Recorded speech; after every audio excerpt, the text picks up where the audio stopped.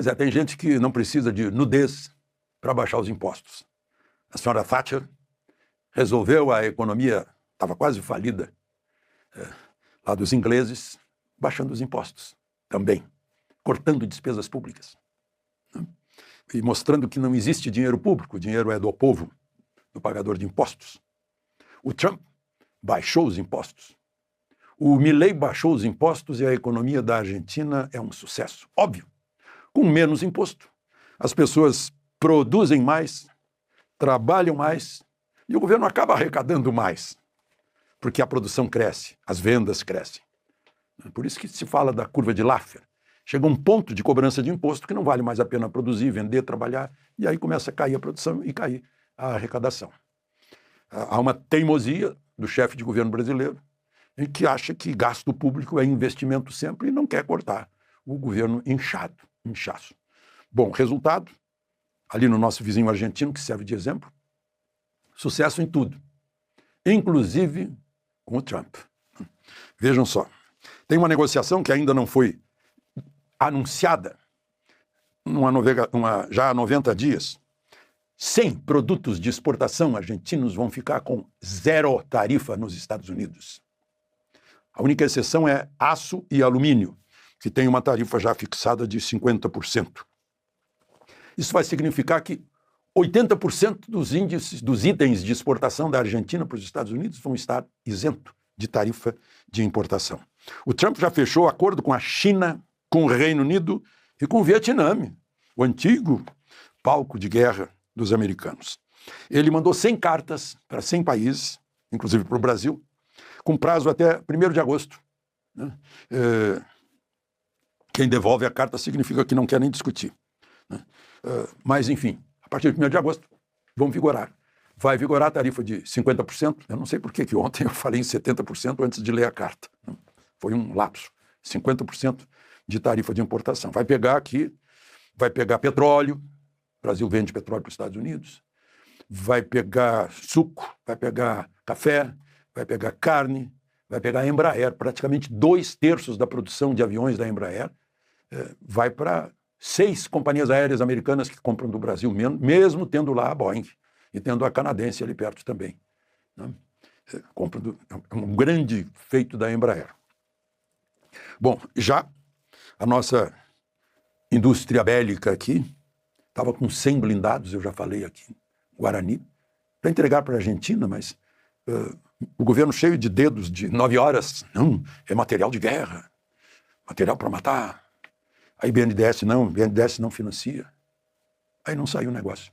Os argentinos compraram de mão beijada o Strike dos Estados Unidos. É um blindado de 1, 2, 3, eu acho que tem 3 eixos, eu acho, com pneus. Comprou 100 lá.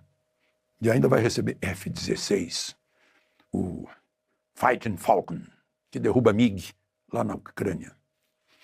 Argentina. Bom,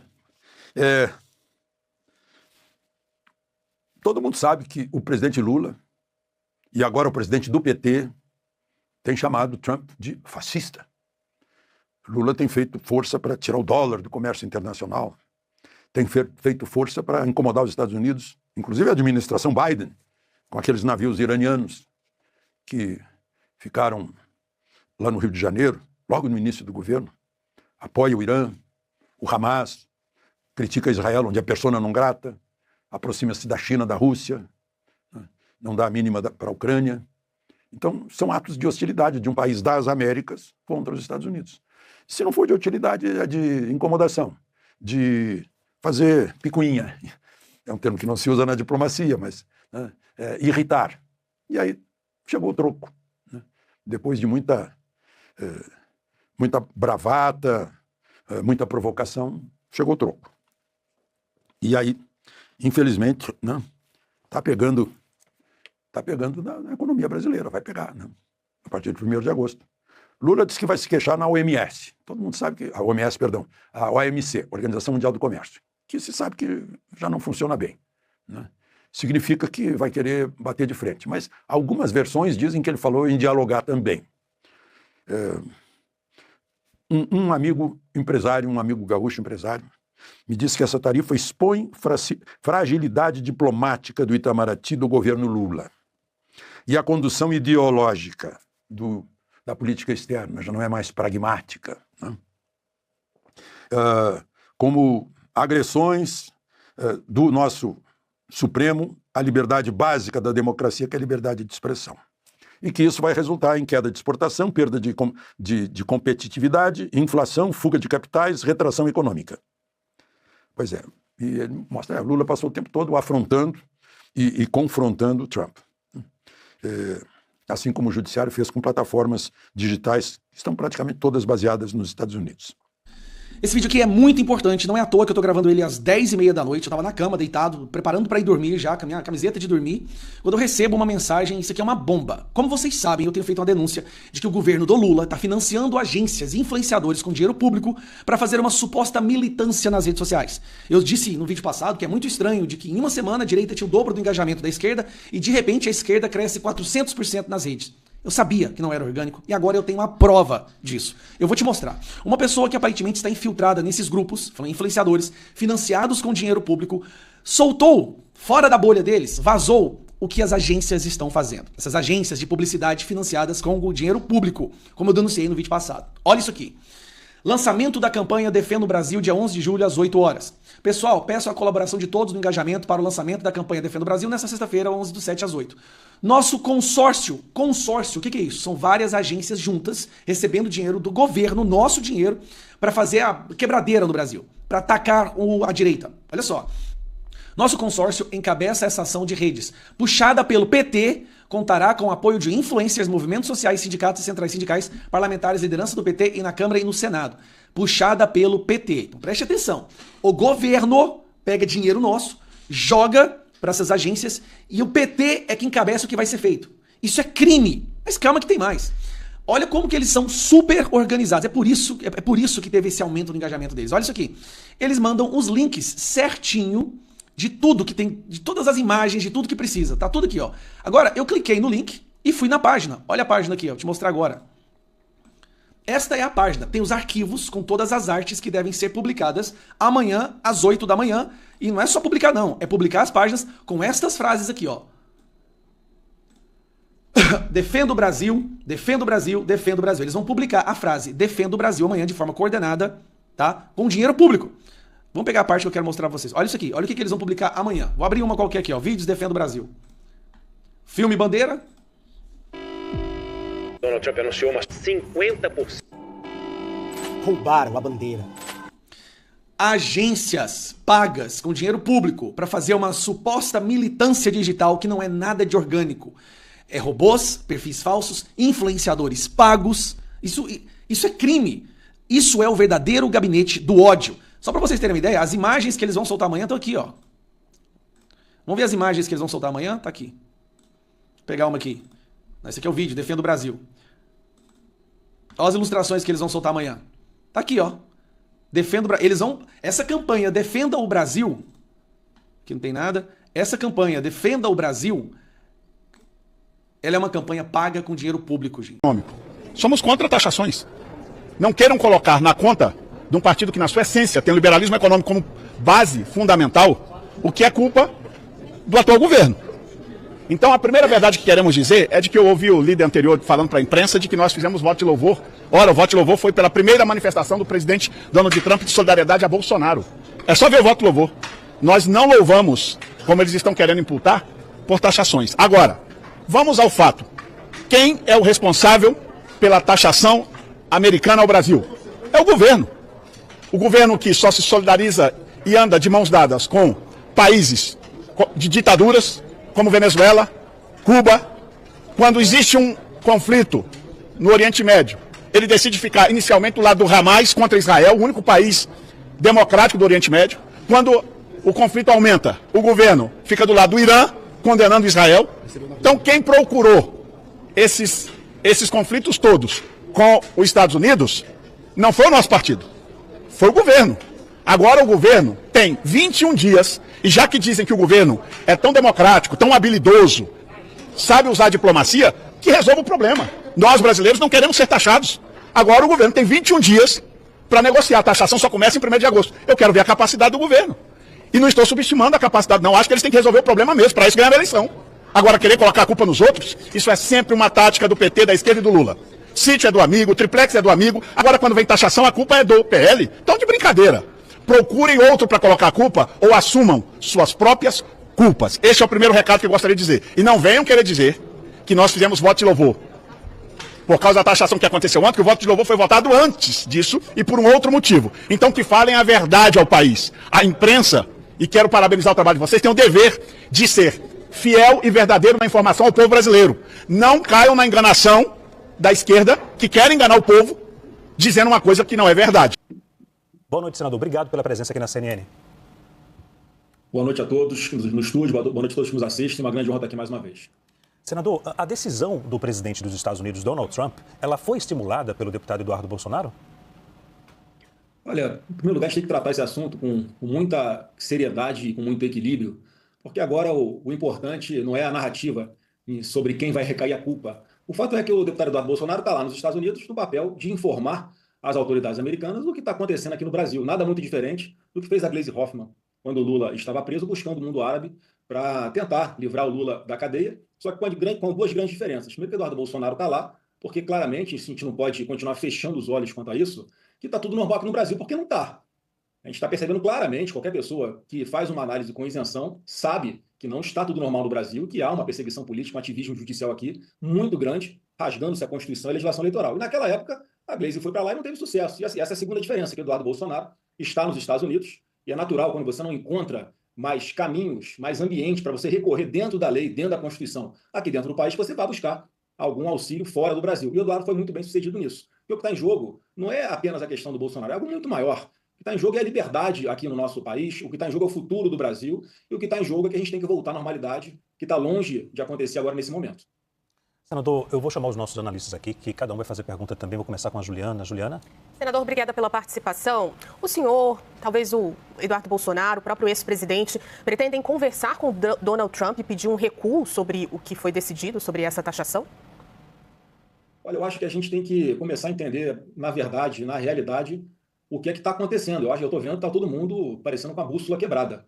O Donald Trump está adotando esse tipo de sanção tarifária com relação a vários países do mundo. Não é uma questão comercial, é sim uma questão política, como está fazendo com vários países. Há pouco tempo, ele impôs uma taxa de 100% sobre a China, a maior parceira comercial dos Estados Unidos, e em 2, 3 dias os chineses estavam sentados negociando com os americanos. E muito me preocupa, Juliana, nesse momento, o Lula continuar nessa linha de bravatas. Ele vai agora, mais tarde, para um pronunciamento em rede nacional, pelo que eu estou sabendo, para, mais uma vez, botar a culpa em cima do Bolsonaro, para tentar construir uma narrativa de uma forma irresponsável, porque o que a gente tem que trabalhar é para resolver o problema. E não adianta a gente pensar que está numa negociação normal. O que eu tenho dito, Juliana, e todos que nos assistem, é que essa negociação que vai se iniciar, que tem que se iniciar agora, está muito mais próximo daquele contrato de adesão.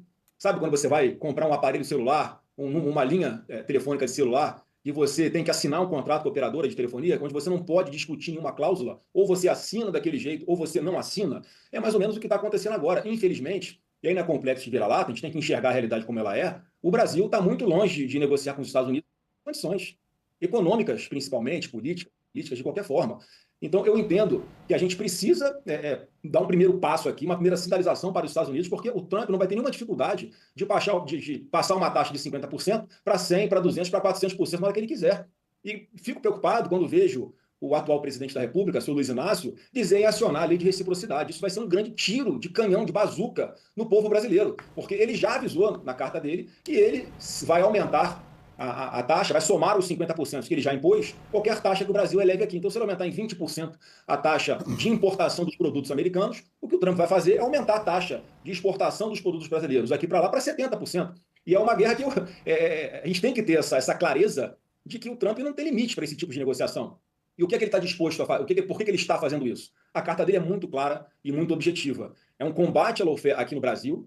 Ele quer lutar pela liberdade que tem que ter nas nossas redes sociais, dos cidadãos, em especial por causa do fator Alexandre de Moraes no primeiro momento. Então essa taxa tem que ter um primeiro nome, que é a taxa Alexandre de Moraes, sim. Doa quem doer, a bola agora nesse momento está com o Supremo. Por que eu falo isso? Com toda a tranquilidade, com toda a serenidade e querendo resolver um problema que só vai se resolver depois, né, de que as exigências do Trump forem atendidas. porque a gente não vai ter poder de barganha para negociar. E quanto mais se demorar para atender o que ele está buscando, o que ele está buscando não é por causa de Bolsonaro, é algo muito mais amplo, que tem a ver também com os movimentos errados que o Lula vem fazendo ao longo dos últimos anos. Um primeiro passo que a gente tem que discutir é, sim, uma anistia ampla, geral e restrita.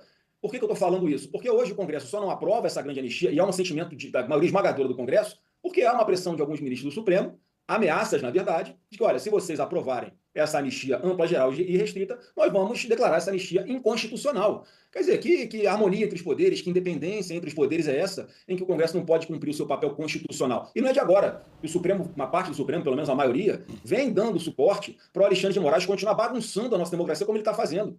Isso só vai ter um fim a partir do momento em que as instituições voltarem a funcionar normalmente, porque não adianta a gente tapar os olhos com a peneira, tapar o sol com a peneira. É muita hipocrisia e não dá mais para a gente sustentar esse tipo de narrativa e de discurso de que as instituições estão funcionando normalmente, porque o Lula não tem base no Congresso Nacional e está claramente usando o Supremo para governar, o que é uma total anomalia dentro da nossa democracia. Então, a gente tem até 1º de agosto deste ano para fazer essa sinalização, sentar na mesa e negociar. E, na minha percepção, a primeira coisa que a gente tem que botar na mesa é o Congresso Nacional fazer a sua parte. Aprovar na semana que vem essa anistia ampla, geral e restrita para mostrar que o Brasil está disposto a voltar a alguma normalidade. Caso contrário, no meu ponto de vista, não é com felicidade que eu falo isso, mas é um fato, é a realidade, o Trump vai estar disposto a aumentar as tarifas, as taxas contra o Brasil até a estratosfera. E por que ele faz isso? Mas para colocar, obviamente, todos os setores que estão dando suporte hoje para esse tipo de sistema que nós temos aqui no Brasil hoje, que está muito longe de ser uma democracia, para que eles pressionem, sim, o próprio Supremo Tribunal Federal, para que eles voltem à razão.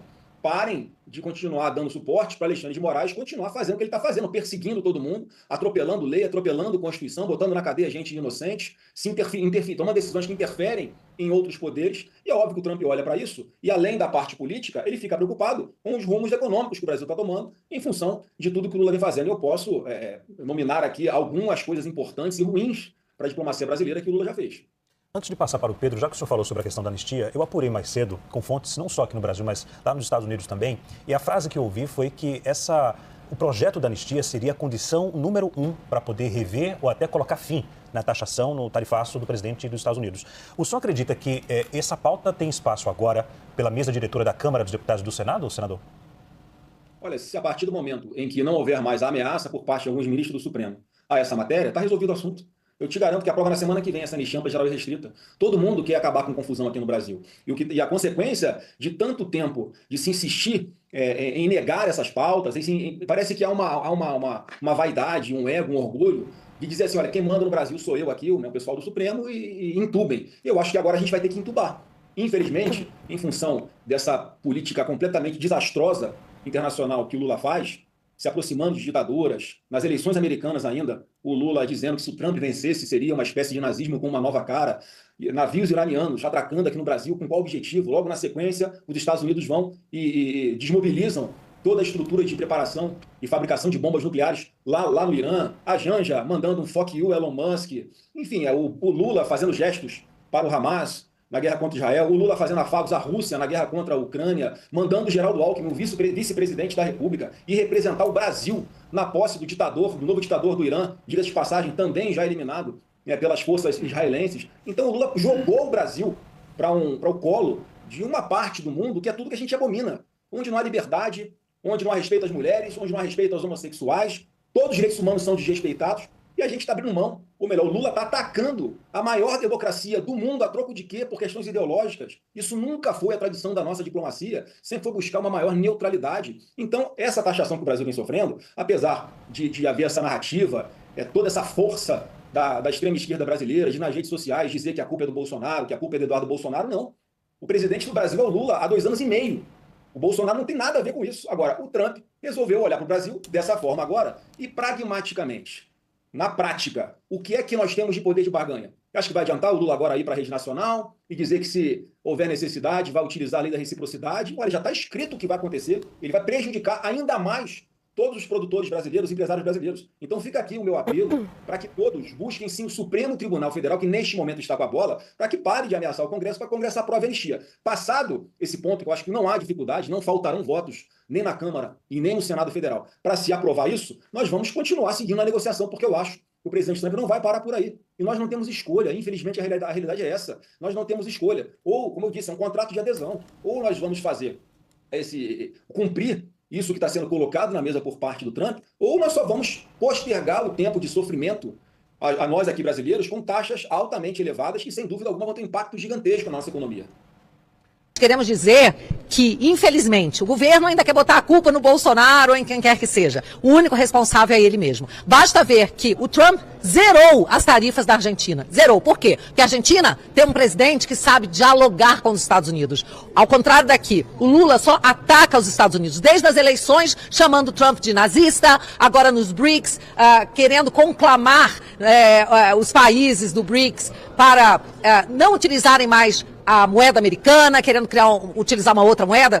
É claro que tudo isso foi que influenciou a decisão do Trump. Ele não está fazendo nada por causa de pedido de ninguém. Ele está olhando para os interesses do seu país, coisa que o presidente daqui não faz. E basta ver que o presidente americano, ele já tem esse costume, né, de taxar aqueles países que violam os direitos humanos, que violam a liberdade de expressão. Ele usa a taxação como arma para defender a democracia. E é por isso que nós estamos sendo taxados, infelizmente. Então, o que a gente espera é que o governo tenha um mínimo de sensibilidade nesse momento. A gente sabe que é difícil até contar com isso, mas, quem sabe, com o presidente Hugo Mota, o presidente Alcolumbre, trabalhando junto, que possam enxergar que a solução agora não é querer aplicar reciprocidade. Isso vai causar uma bomba ainda maior para o Brasil. Imagina o Brasil se colocar contra, querendo dar as mesmas medidas com relação aos Estados Unidos, sendo que o Trump já avisou. Para cada tentativa dessa, ele vai aumentar ainda a taxação. É preciso ter muita calma nessa hora, tem que olhar para os interesses do povo brasileiro.